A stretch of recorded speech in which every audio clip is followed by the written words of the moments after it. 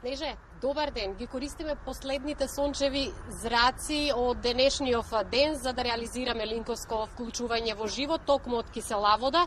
Да, сообраќајниот метеж започна во главниот град, но ние успеавме да се пробиеме низ градските сообраќајници и да стигнеме навреме да го реализираме ова линковско вклучување.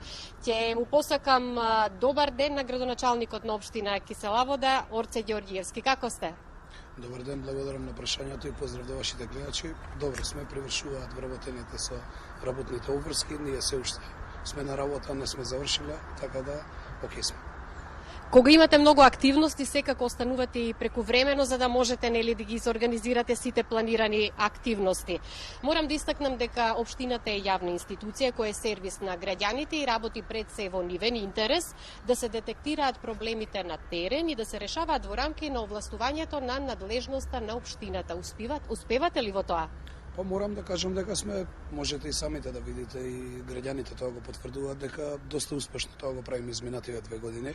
Јас практично половина од мандатот го завршив сега пред некој ден, спремаме и отчет за сето она што го сработивме. Имаме силна динамика, едно темпо наметнавме ново, позадоволни граѓани имаме, подостапни сме, поотворени, потранспарентни сме како институција. Тоа не го велам ја и не е мое тврдење, туку тоа го велат сите релевантни институции кои што се занимаваат со тие прашања.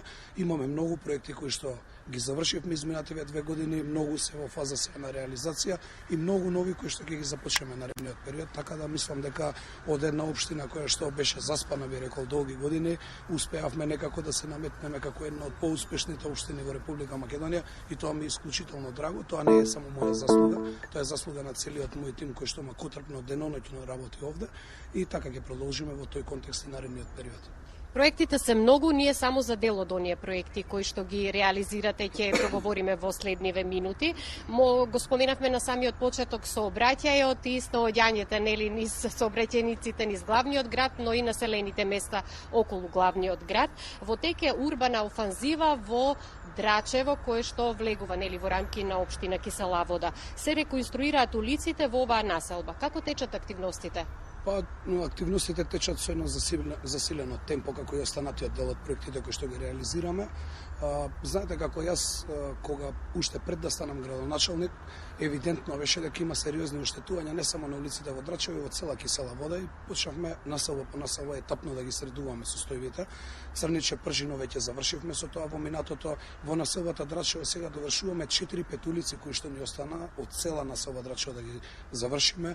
Во Усје со исклучок на 2 уличиња каде што треба подземната инфраструктура нешто ситно да го средиме. Сите улици останати ги средивме, под станица истото. Сега во Пинтија во моментов превземаме активност за фекална канализација, поставување после 50 на години граѓаните добиваат фекална канализација, па подоцна ќе следи реконструкција и рехабилитација на сите улици во Пинтија. Во 11 октомври бараки работиме се уште каде се санираат сите улици. Во минатото главната улица веќе се заврши со се тротоарите и морам да потенцирам дека освен на многу позиции каде што ги средуваме улиците, не само улиците, туку ги средуваме и тротоарите, тоа подразбира и подземната инсталација, подземно се става целата инсталација поврзана со кабелските оператори, Телеком, One и сите останати, така да една комплетна слика во однос на уредувањето во тој дел приредуваме изминатиот период и така ќе продолжиме во сите останати населби наредниот период. Не служи и деновиве се уште топлото време, имаме високи температури и сончево време преку денот, но утринските часови и навечер знае малку да има пониски температури. Започна грејната сезона, а вие пак и со почетокот на грејната сезона го објавивте повикот за субвенционирање на трошоците за купување на дрва за огрев. Кои се условите и како тече постапката за граѓаните? Видете, не само за дрва, туку имаме и за пелети, набавка на пелети, имавме за печки за пелети, сега проширивме рамката и пелети набавка за домаќинствата. Принципот е прв дојден, прв услужен.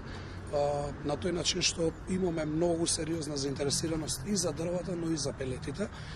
Она што представуваше наша можност како општина, максимумот го исполнуваме во однос на средствата кои што ќе бидат доделени, гледаме што поголем број на наши сограѓани да бидат опфатени. Навистина се тешки условите во кои што живеат нашите сограѓани, знаете самите со сите поскапувања, земајќи во предвид дека централната власт многу малку помага, особено на социјално ранливите групи. Акцент секојаш ставаме на социјално ранливи семејства и едно родителски семејства, тие ми се приоритет апсолутен, но и сите останати граѓани по принципот прв дојден прв услужен, на тој начин се реализираат овие мерки. Тече и учебната година.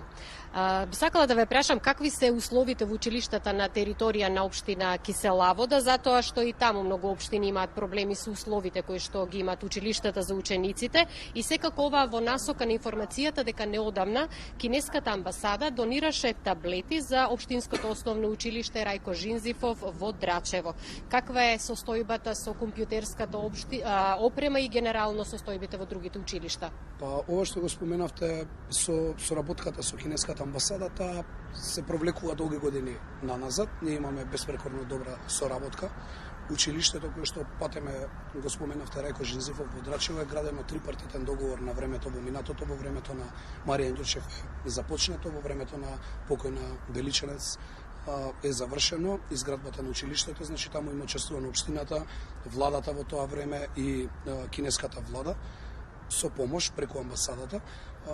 Таа соработка продолжува и откако јас сум градоначалник, со тоа што и минатата година имавме од нивна страна помош, таблети за дечињата делеа во училиштето и годинава помогнаа на тој начин. Што се однесува на дигитализацијата, јас би рекол, во основните училишта, значи генерално ние ги затекнавме училиштата во состојба за која што јас многу говорев од позиција на опозиција во минатото и за мене беше неприфатливо да еден наставник своите предавања, особено во условите кога имаше корона и ја следеа наставата дечињата од дома, наставата да држи наставникот од некој таблет кој што самиот си го обезбедил, да нема компјутерска опрема или пак од телефонот.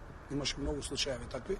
Затоа една од првите мерки што ги превземавме и веќе ја завршивме уште минатата година е обезбедување на компјутер за секој наставник во Кисела Вода. Значи во секој кабинет без исклучок има компјутер за сите наставници. Тоа е еден процес кој што им помогна за поквалитетно и на подобар начин да одвиваат наставата наставниците и денеска ги користат тие компјутери. Втората мерка која што ја превземавме сега пред извесен период, некаде помалку од месец дена има и ја завршивме, тоа беше дигитализација на сите училници.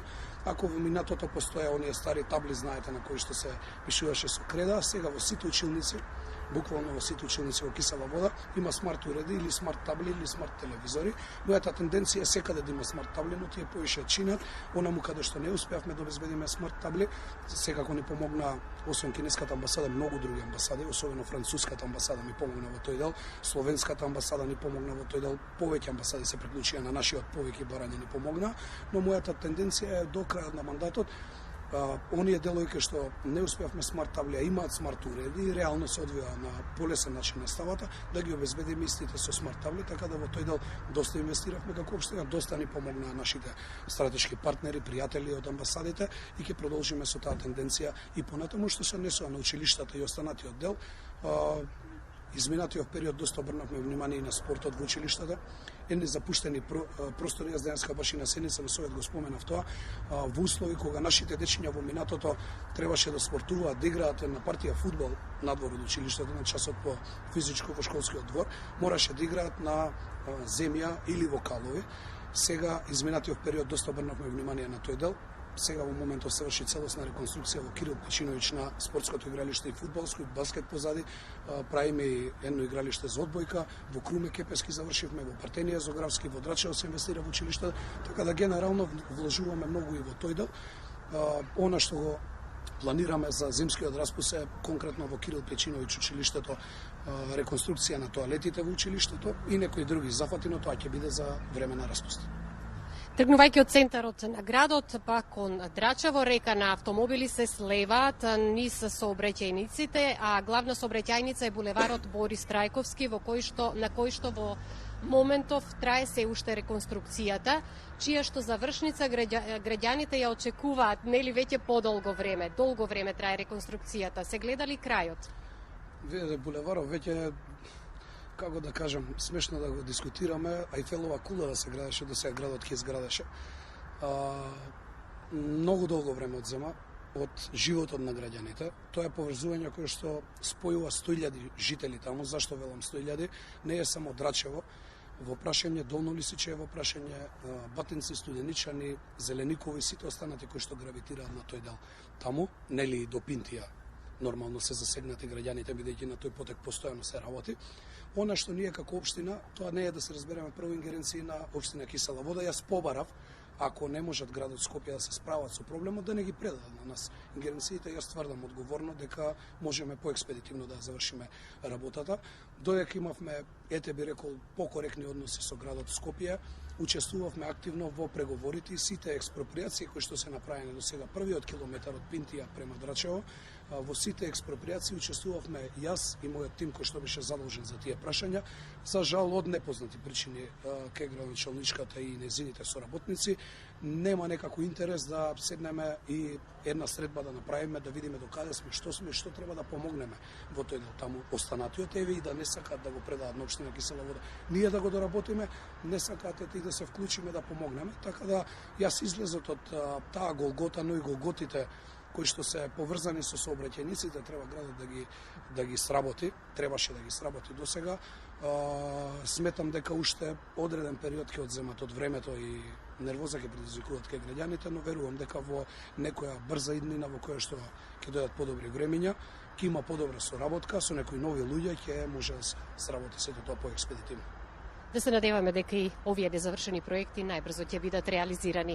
Ви благодарам многу за гостувањето. Ја следиме вашата работа и со следни одговори на прашања кои што секако ги интересираат граѓаните, се вклучуваме во некои наредни изданија. Ми беше чест и благодарам на вашето внимание. Снеже, се надевам дека отворивме доволно теми и одговоривме на доволно прашања во ова линковско вклучување.